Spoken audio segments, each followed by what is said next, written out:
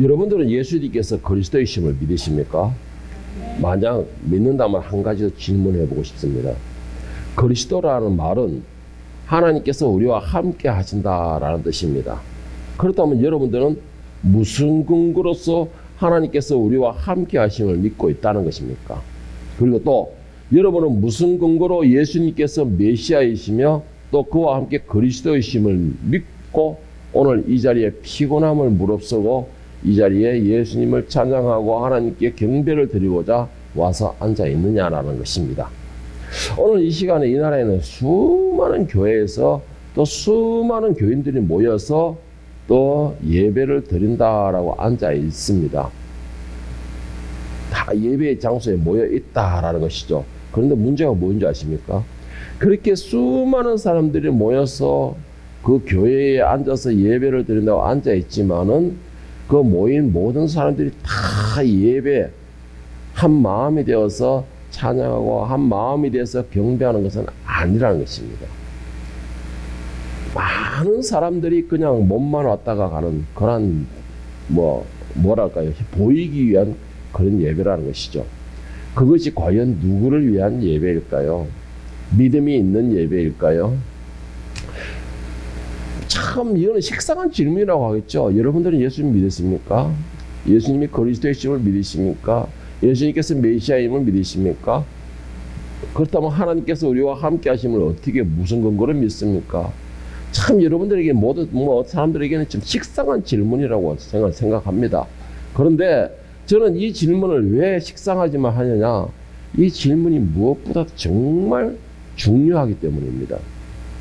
여러분, 내가 입으로 아멘 하는 것과 그것을 믿고 내 삶에서 적용하는 것은 너무나 차이가 납니다. 너무나 차이가 납니다. 그런데 많은 사람들이 입으로는 믿는다고 그러죠.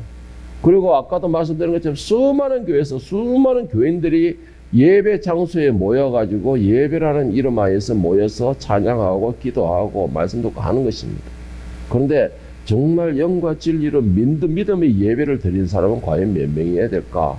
이거 우리 한번 잘 생각해 봐야 될 문제지만 오늘 이 자리에 있는 저와 여러분들도 깊이 한번 생각을 해보고 점검해 볼 필요가 있는 아주 심각한 질문입니다.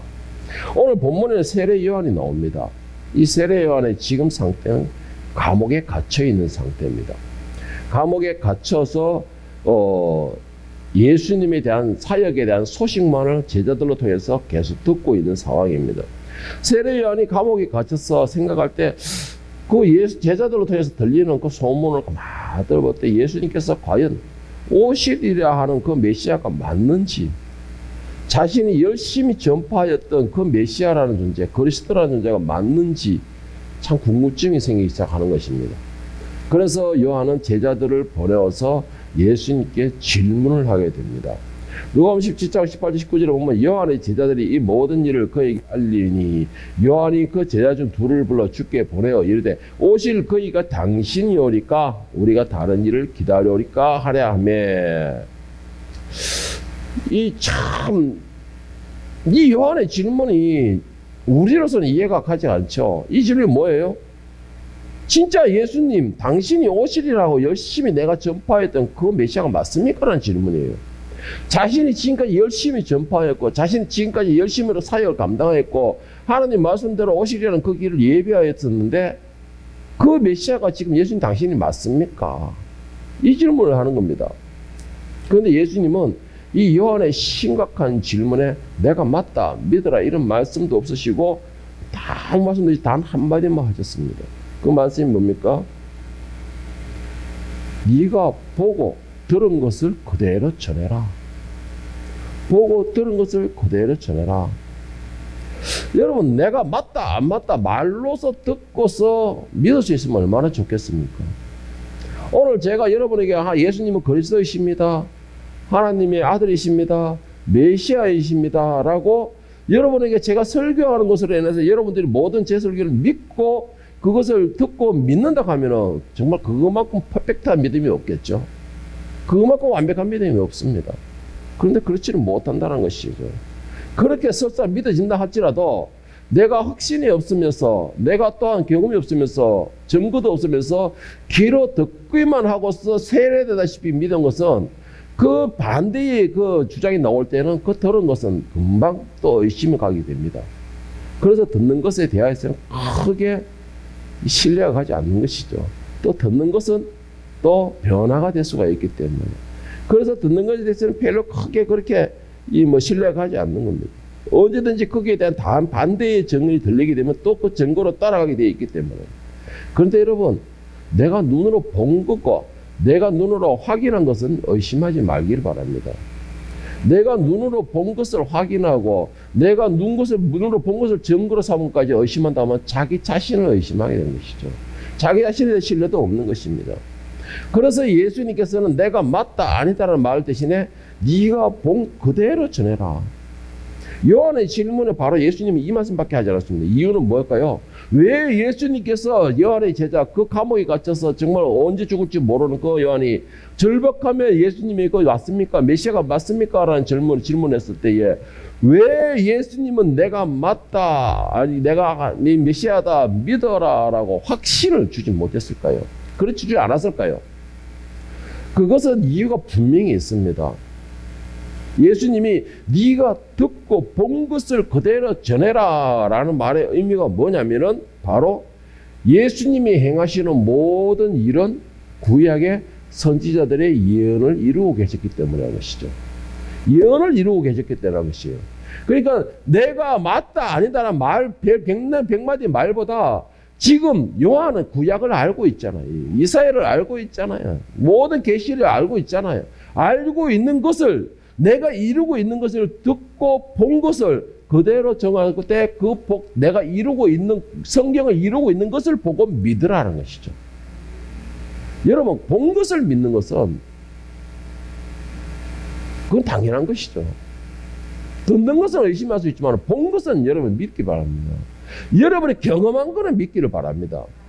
요한 1서 5장 6절 7절을 보면은 이는 물과 피로 임하신 이신이 곧 예수 그리스도시라. 물로만 아니요 물과 피로 임하셨고 정언하는 이는 성령이시니 성령은 진리니라. 정언한 이가 셋이니 성령과 물과 피라. 또한 이 셋은 합하여 하나이니라. 만일 우리가 사람들의 정언을 받을진대 하나님의 정언은 더욱 커도다. 하나님의 정언은 이것이니 그의 아들에 대한 정언하신 것이니라. 여러분, 참 믿음이라는 게 쉽지가 않죠. 정말 쉽지가 않습니다. 그런데 그 쉬운 믿음 방어는 바로 성령이 충만하는 것이죠. 오늘 요한일서 5장에서 말씀하신 것처럼 성령님이 하시는 일은 예수님을 정언하시는 것입니다. 예수님께서도 말씀하시기를 내가 하늘로 가면 성령을 보내니 그가 나를 너희로 하여금 깨닫게 하리라, 알게 하리라, 나에게 인도하리라. 성령의 역할은 바로 예수님을 믿게 하는 것입니다. 여러분, 그렇다면 내가 예수님을 보지도 못하고 예수님과 대화도 하지 못했지만 믿는 방법은 뭐냐? 성령에 충만한 것입니다. 여러분, 이렇게 성령에 충만한 사람이 내가 증거를 보이지 않아도 성령이 증거하심으로 믿을 수 있는 것이에요. 내가 성령에 충만한 사람이 예수님의 음성을 굳이 듣지 않았다 할지라도 성령이 증거가 되어 주시기 때문에 거기에 대한 믿음을 가질 수가 있는 것입니다. 오늘 요한이 묻는 질문에 예수님께서는 자신이 하는 일을 말씀하셨습니다. 예수님께서 자신이 하는 일은 뭐였을까요? 그냥 기적만 일으키는 그런 일이었을까요? 그냥 안진뱅이만 일으키는 그런 기적이었을까요? 그냥 죽은 사람이나 살리는 그런 기적의 역사였을까요?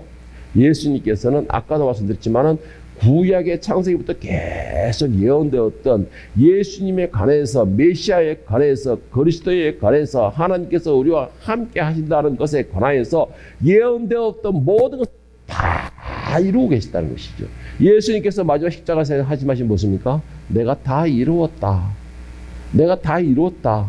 그리고 또 한 가지, 구약의 율법을 예수님께서는 모든 것을 자신이 다 이루셨네요. 완전하게.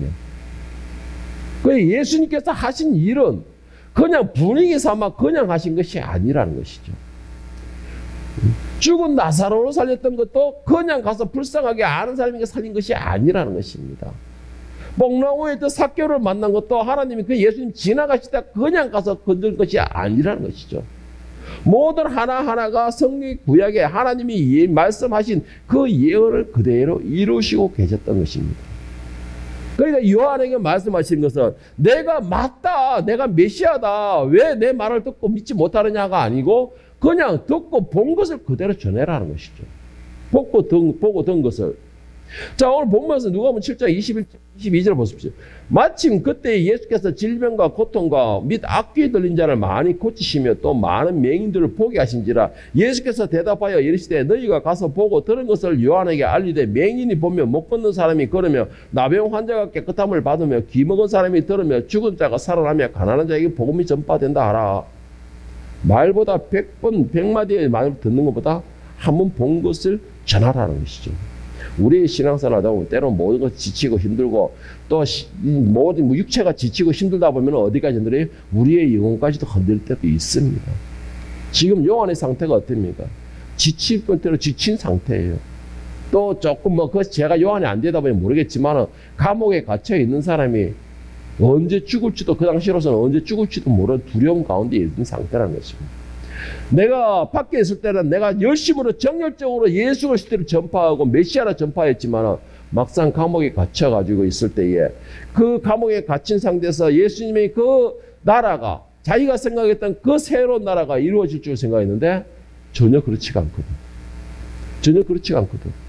육신도 지쳐가지고 감옥에 갇혀 두려움 가운데 있는데 들려지는 말들은 예수님은 늘 가난뱅이들하고 같이 있고 늘 창녀들과 같이 있고 뭔가가 새로운 나라와 새로운 세계가 이루어질 기미가 전혀 안 보이거든. 전혀 안 보이거든. 말씀을 전한다면서 늘 광야에서 말씀만 전하고 있고. 여러분 그런 소리를 들으니까 요한이 서서히 의심이 가기 시작하는 것이죠. 의심이 가기 시작하는 것이겠죠. 예수님께서 마지막에 산에 올라가셔서 마지막으로 기도하실 때에 제자들을 함께 데리고 올라가셨습니다. 그리고 제자들에게 말씀하신 게 뭐였습니까? 너희가 시험에 들지 않도록 깨어 기도하라라고 했어요. 그런데 예수님께서 정말 십자가를 지기 위해 그 마지막 두려움의 절망 가운데 기도할 때에 제자들은 뭐라고 했었죠? 자고 있었어요. 제자들을 나무랄 수는 없습니다. 왜? 낮에는 하루 종일 예수님 주변에 모여드는 사람들이 뒤치다거리하고 지쳐있어요. 밥도 제대로 못 먹었을 것이고 당연히 그 시간에 지쳐있을 것입니다. 그러니까는 피곤해서 졸았던 것이죠. 졸았던 것이에요. 그런데 예수님께서 뭐라고 말씀하십니까? 마태복음 20장 40절 보면 시험에 들지 않게 깨어 기도하라. 마음은 원이로되 육신이 약하도다. 여러분 내가 믿음이 아무리 있다 해도 내 육신이 약하면요 내 믿음도 때로는 흔들려요.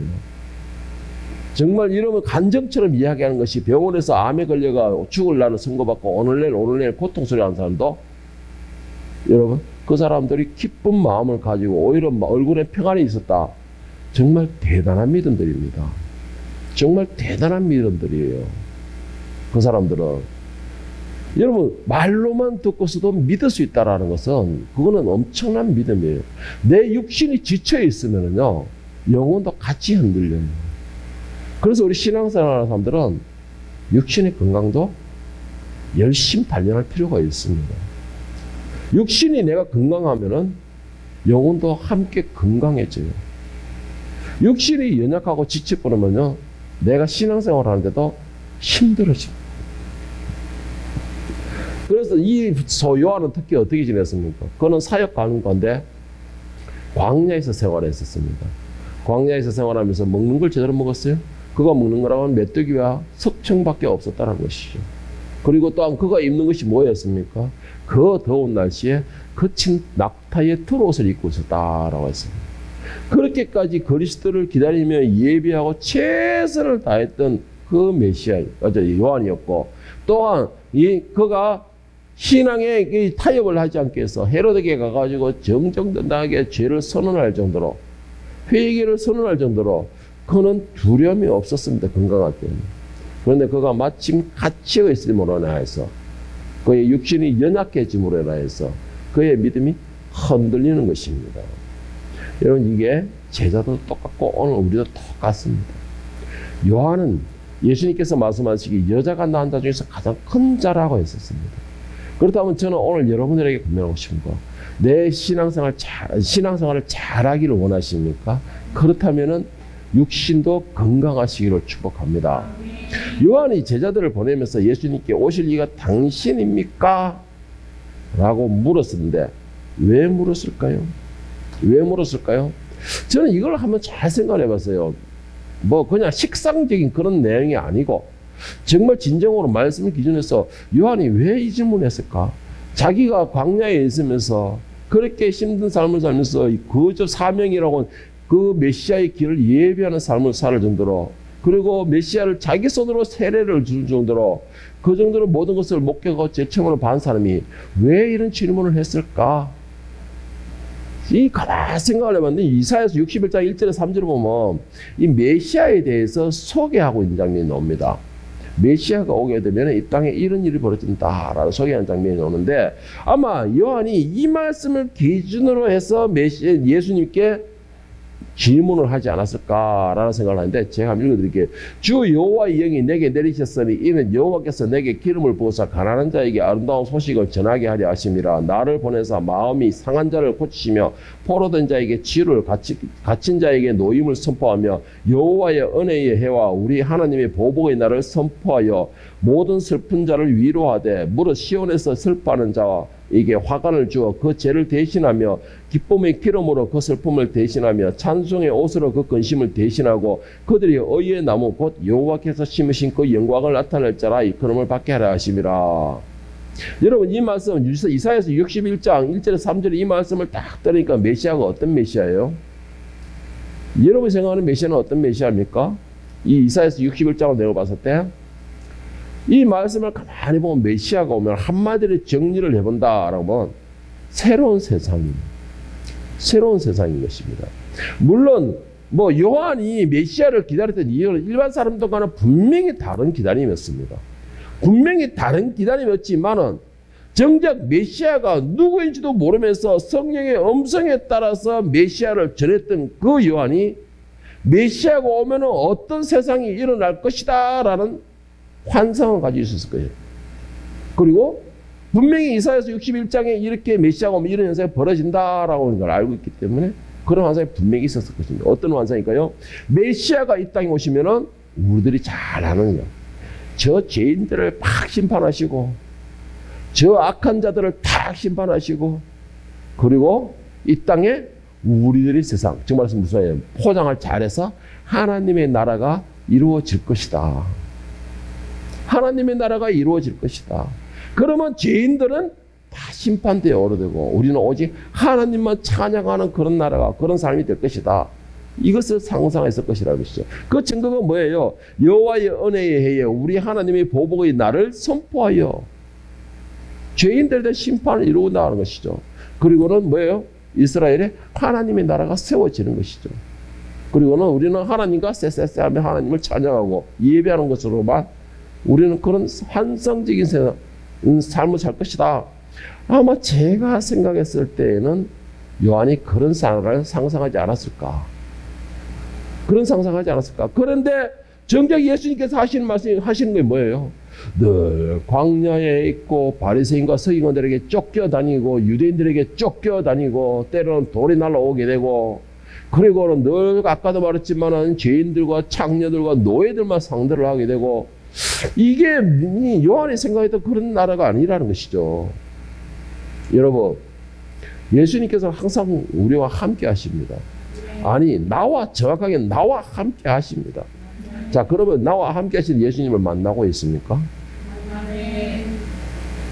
왜 사람들은 예수님께서 나와 함께 하십니다라는 것에 대해서 아멘 하면서도 왜 그 예수님을 정작 만나지는 못할까요? 많은 사람들이.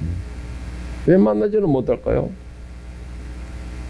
왜 내가 열심으로 메시아를 전하였으며 메시아의 길을 예비하는 삶을 살았으면서도 왜 오실 이가 당신입니까? 라는 그런 질문을 하였을까요?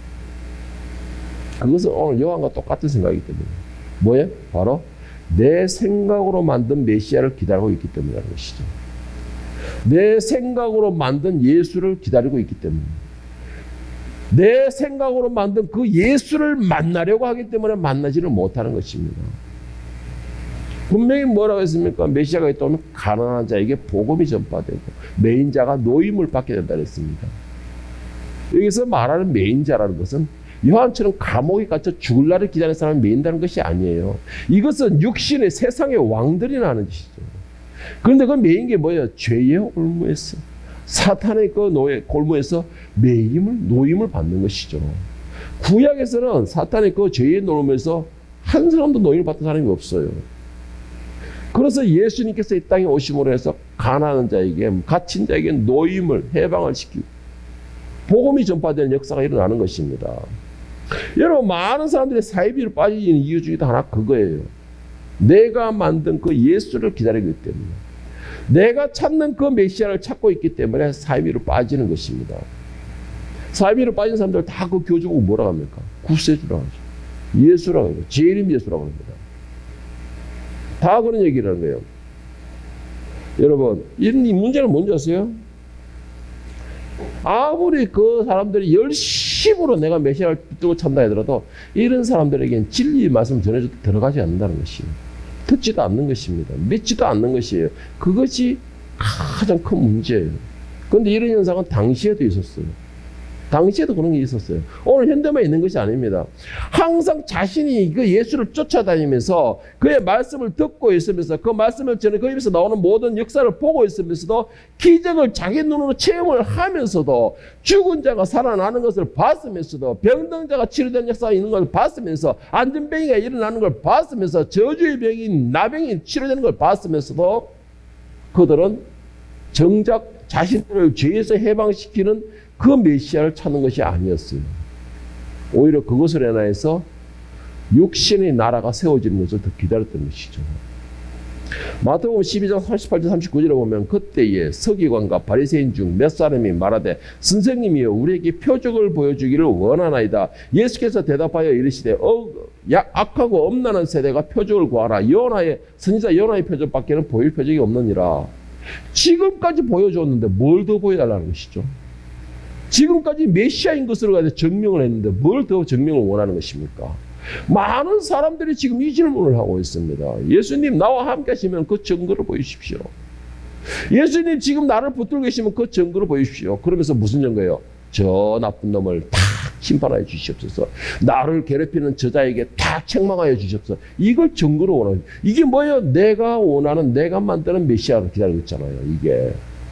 이게 예수님께서는 뭐라 했습니까? 하나님께서는 악한 자라도 그가 음부에 빠진 걸 원치 않으신다 그러셨어요. 하나님. 그런데 우리는 뭐예요? 정죄라고요. 내가 만든 예수를 기다리고 찾고 있는 것입니다. 요한이 생각했던 메시아는 어떤 메시아예요? 죄인들을 심판하는 것이고 이 나라에 하나님의 나라가 세워지는 것이었습니다. 그게 뭐예요? 육체에 보이는 나라를 세우는 것이었죠. 그런데 예수님께서는 뭐라 했습니까? 내 나라는 여기에 속하지 않았다 그랬어요. 내 나라가 여기에 속했다면 내가 십자가에 못 박도록 이 내 백성을 놔두지 않는다는 것이죠. 우리 모두가 다 그런 사람을 지금 기다리고 있어요. 그런 메시아를 기다리고 있어요. 그런 예수를 찾고 있는 것입니다. 그러니까 계속해서 증거를 보여달라는 것이에요. 증거. 오늘 바리새인과 서기관처럼 바리새인과 서기관만 그랬을까요? 예수님의 제자 빌립은 어떻게 했는지 아세요? 요한복음 14장 8절에 보면 빌립이 예수님께 질문합니다. 요구를 합니다. 빌립이 이런데 주여 아버지를 우리에게 보여주옵소서. 그리하면 족하겠나이다. 빌립도 그랬어요. 예수님의 제자. 3년 반을 24시간을 쫓아다니면서 모든 예수님의 복음과 모든 걸 다 듣고 증거를 봤으면서도 하늘의 복음을 듣고도 아버지를 보여주시옵소서. 증거를 보여달라는 거예요. 증거를. 여러분, 저는 이런 사람들에게 이런 질문을 하고 싶어요. 증거를 요구하는 이런 사람들에게. 뭐냐? 증거를 본다고 확실히 믿을 수 있겠습니까? 증거를 보여줬다 해서 확실하게 여러분 믿을 수 있겠습니까? 자신합니까? 저는 그런 질문을 더 묻고 싶습니다. 왜 그런지 아세요? 예수님께서 말씀하셨잖아요. 더 이상 보여줄 증거는 요나의 증거밖에 없다. 다 보여줬다는 것이죠. 다 들려줬다는 것입니다. 다 증명했다라는 것이에요. 그런데도 우리는 증거를 보여요. 여러분, 저는 여러분에게 이런 질문을 하고 싶어요. 여러분의 삶은 그 증거가 아닙니까? 여러분이 똑똑해서 그렇게 사는 줄 아세요? 여러분이 잘나서 그렇게 사는 줄 아세요? 그렇다면 여러분의 삶도 증거예요. 여러분, 누가 보면 7장 2절, 9절을 보면 믿음의 가장 기본, 무엇이 믿음인가? 이라는 것에 대한 표본이 나옵니다. 2절 9절에 보면 어떤 백부장이 사랑하는 종이 병들어 죽게 되었더니 예수의 소문을 듣고 유대인의 장로 몇 사람을 예수께 보내어 오셔서 그 종을 구해 주시기를 청한지라. 주님의 6절에 보면 예수께서 함께 가실 때 이에 그 집이 멀지 아니하여 백부장이 벗들을 보내어 이르되 주여 수고하지 마옵소서. 내 집에 들어오심을 나는 감당하지 못하겠나이다. 그러므로 내가 주께 나아가기도 감당하지 못할 줄 알았나이다. 말씀만 하사 내 하인을 낫게 하소서. 주님 9절에 보면 예수께서 들으시고 그를 놀랍게 여겨 이르 돌이키시되 따르는 무리에게 이르시되 내가 너희에게 이르니 이스라엘 중에서 이만한 믿음을 만나보지 못하였노라 하시니라. 여러분, 본 것을 믿는 것은 믿음이 아니에요. 제가 숱하게 말하고 있습니다. 본 것을 믿는 것은 믿음이 아니고 증거죠. 증거예요. 이 백부장의 믿음은 뭐예요? 본 것을 믿는 것이고 들은 것을 믿은 것입니다. 들은 것을 믿은 거. 예수의 소문. 자, 3절에 보면 최번 시작 어떻게 예수의 소문을 듣고 했습니다. 예수를 만났다는 말이 없어요. 그렇다고 예수의 기적을 봤다는 것도 없어요. 예수의 소문을 듣고 말씀을 전하고 그가 메시아의 역할을 하는 것을 듣고 그리고 믿었다라는 것입니다. 영접했다라는 것이에요. 예? 그리고 이 백부장이 예수님을 보고 메시아요 그리스도라는 것을 믿었다는 게 증거가 뭐예요? 6절에 보면 그렇게 나와요. 내 집에 오는 걸 다 감당 못하겠습니다. 내 집에는 감당 못하는 그 자세가 내가 예수님을 만나는 것조차도 감당 못하겠습니다. 뭐예요? 나는 자격이 안 된다는 것이에요. 자기는 이방인이라는 것입니다. 죄인이라는 것입니다. 죄인이 어떻게 감히 그리스도 메시아를 만날 수 있겠습니까? 라는 확실한 믿음의 고백이에요. 그러니까 예수님께서 마지막에 9절에 뭐라 했습니까? 이스라엘 어디에서도 이만한 믿음을 만나보지 못한다. 제자들도 이 믿으면 안 된다는 것이에요. 제자들도. 여러분, 그래서 보고 믿는 것은, 저는 그래요. 보고 믿는 것은 정말 이렇게 말하면 좀 어떨지 모르겠지만 가장 기초적인 믿음이다. 가장 기초적인 믿음이다. 가장 기초적인 믿음은 뭐예요? 세리나 노예, 쉽게 말해서 이방인들이 예수를 믿지 않는 사람들한테는 때로는 하나님께서 증거를 보여주십니다. 현대도 그런 게 많은 역사가 일어나고 있죠. 나는 예수님이 살아있는 거 모르겠습니다. 예수님이 진짜 신인 거 모르겠습니다. 메시아를 못 믿겠습니다. 교회를 안 나가본 사람들은. 만약에 정말 예수님 메시아면 증거를 보여주세요. 이거는 정말 가장 유치원전의 신앙이 바로 이 보고 믿는다는 것이 아닐까요? 이방인들이 그것을 보고 믿을 때는 이제는 성장하는 과정이 남은 거겠죠. 그런데 우리는 보고 믿는 수준이 되어서는 안 된다는 것이죠. 보고 믿는 수준이 되면 안 돼요. 보고 믿는다는 건 말씀을 보고 믿는 것이지. 말씀을 본 것을 믿는 것이에요. 그리고 또 한 사람이 있죠. 사마리아에 보면은 수가성 여인이 나옵니다. 수가성 여인이 나와요. 요한복음 4장에 보면 수가성 여인이 나오는데 이 수가성 여인의 또 대표적인 게 있어요. 많은 사람들이 예수님의 주변을 쫓아다니면서 어떻게 해서든 뭔가를 보고 뭘 하나를 갖다가 얻어볼까 하나 생각하고 있을 때에 이 수가성 여인은 우물가에서 단순히 예수님과 몇 마디 했을 뿐이에요. 몇 마디 했을 뿐입니다. 짧은 시간이었어요. 몇 마디 했을 뿐이 있는데 그의 무거운 짐들이 성령의 힘으로 해서 내려지는 역사가 일어나게 되는 것입니다. 평생을 가져왔던 그 무거운 짐, 감당하지 못해서 늘 그 어깨에 무거운 짐 때문에 고개를 푹 숙이다 했던 그 짐이 한꺼번에 내려가는 역사가 일어나는 것입니다. 어떻게 해요?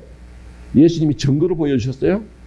아니에요. 예수님 아무 증거도 안 보여줬어요. 그냥 그의 질문에 답변해 주시고 메시아가 이렇다라는 것에 대한 말씀만 전했을 뿐이에요. 복음만 전했을 뿐입니다.